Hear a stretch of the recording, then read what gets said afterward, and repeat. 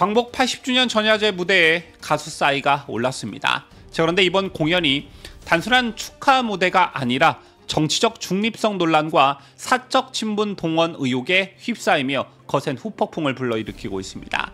특히 이번 행사를 총괄한 인물이 문재인 정부 시절 청와대 의전비서관을 지낸 탁현민 국회의장 행사기획자문관이라는 점에서 보수 진영은 물론 중도층, 심지어 일부 좌파 성향 시민들 사이에서도 국가기념일을 사유화한 것 아니냐는 비판이 제기되고 있습니다. 자, 오늘 뉴스 데일리베이트에서는 싸이의 노 개런티 출연 배경, 기획자의 정치적 발언, 국가행사 운영의 투명성 문제까지 시간 순으로 정리하며 여러분들께 분석해드리겠습니다.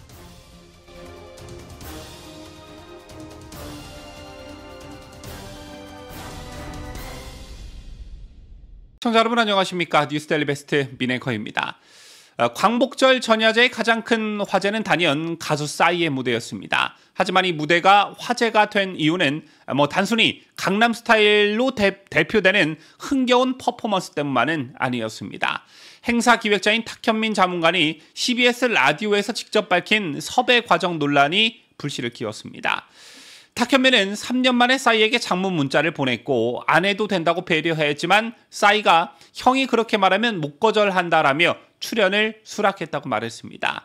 자, 이 발언은 곧바로 공공기념행사 섭외가 전문성이나 공정한 심사보다는 개인적 친분에 좌우된 것 아니냐는 의문을 낳습니다. 문학의 한 관계자는 국가기념일 공연을 형 동생 관계로 섭외하는 건 사유화 논란을 불러올 수 있다라고 직격했는데요. 특히 광복절 전야제는 단순한 콘서트가 아니라 국가적 상징성을 지닌 행사라는 점에서 사적 인맥이 그 기준이 될 수 없다는 지적이 힘을 얻고 있습니다. 탁 자문관은 싸이가 출연료를 받지 않았다라고도 강조했습니다. 표면적으로는 의리와 기부로 포장되지만 공연업계에서는 전혀 다른 시각을 내놓고 있습니다.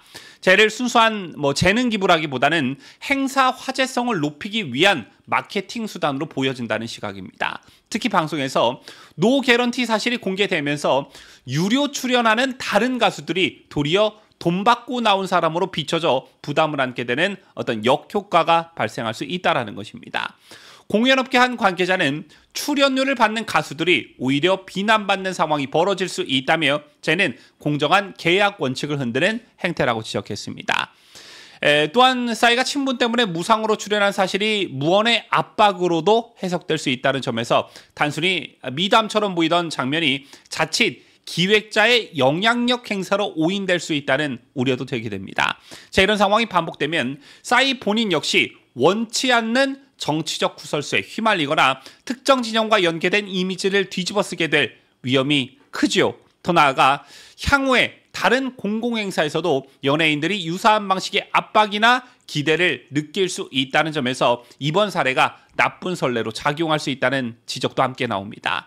저에게 탁현민이 인터뷰에서 한 정치적 발언이 논란을 더욱 키웠습니다. 탁현민은 윤석열 정부 시절 일부 가수들이 국가행사 참여를 꺼렸다라고 주장하며 현 정부에서 분위기가 달라졌다라고 말했습니다. 이 발언은 단순한 개인 의견을 넘어 정권 교체와 예술인 참여를 직접적으로 연결지으며 국가기념행사를 사실상 정치적 성과 홍보의 장으로 해석하게 만드는 위험성을 내포합니다. 이 과정에서 탁현민은 특정 시기의 문학의 분위기를 비교하면서 현 정부를 더 나은 환경으로 묘사했는데 쟤는 의도하든 아니든 현 정부의 유리한 프레임을 강화하는 효과를 낳습니다.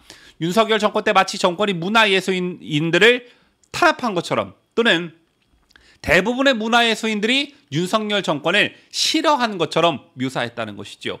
탁현민은 이번 전야제를 이념과 사상을 배제한 모두의 축제라고 표현했지만 정작 과거 광복절 경축식을 보이콧한 정치인 단체를 하나하나 구체적으로 언급하면서 현 정부 행사 방향을 긍정적으로 부각시키는 발언을 서슴지 않았습니다. 쟤는 단순한 비교를 넘어 과거 정권과 현 정권을 노골적으로 대비시켜 현 정부의 유리한 이미지를 강화하려는 의도로 비춰질 수가 있습니다. 특히 광복절이라는 국가적 기념일의 취지를 정치적 프레임 속에 끌어들임으로써 국민통합이라는 본래 목적을 훼손한다는 비판이 가능합니다. 자, 이러한 태도는 스스로 내세운 정치색 없는 행사 원칙과 정면으로 충돌하며 결과적으로 정치적 세체를 더욱 짙게 만드는 자기 모순을 드러내고 있습니다.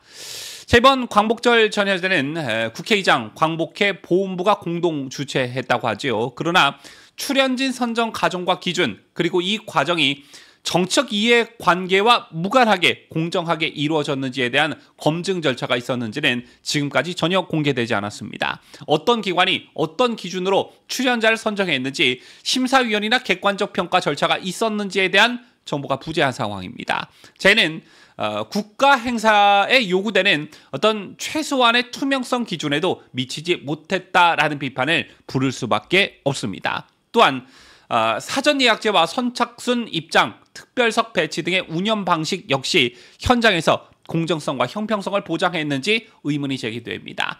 일부 참석자는 특정 인물이나 단체가 우선권을 가진 듯한 좌석 배정과 동선 통제 문제를 지적했고, 이러한 운영 방식이 행사 전체의 공신력을 떨어뜨렸다는 목소리도 나옵니다. 특히 국가 행사는 모든 국민이 동등하게 참여할 수 있는 열린 무대여야 함에도 불구하고, 이번 전야제에서는 특정 인사와의 친분, 정치적 성향, 그리고 기획자의 개인 브랜드가 개입되는 듯한 인상을 강하게 남겼습니다.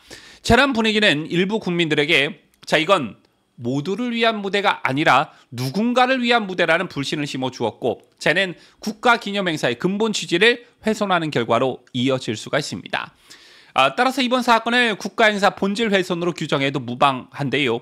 국가기념일은 정치적 중립성과 국민통합을 최우선 가치로 삼아야 하는데, 기획자의 정치적 발언과 사적 인맥 동원은 그 원칙을 심각하게 훼손했다는 것입니다.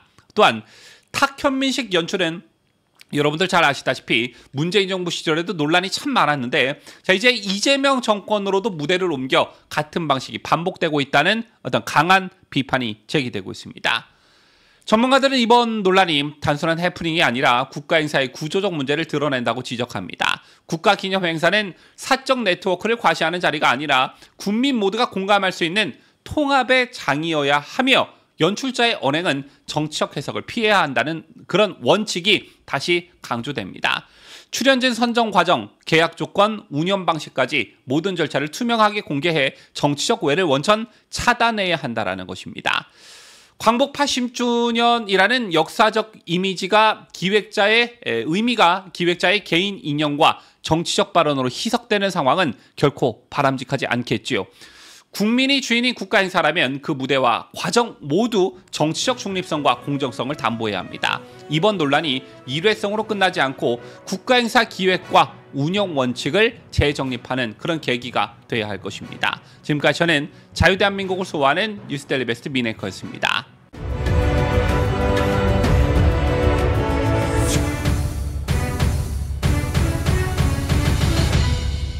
함께해요. 뉴스데일리 베스트.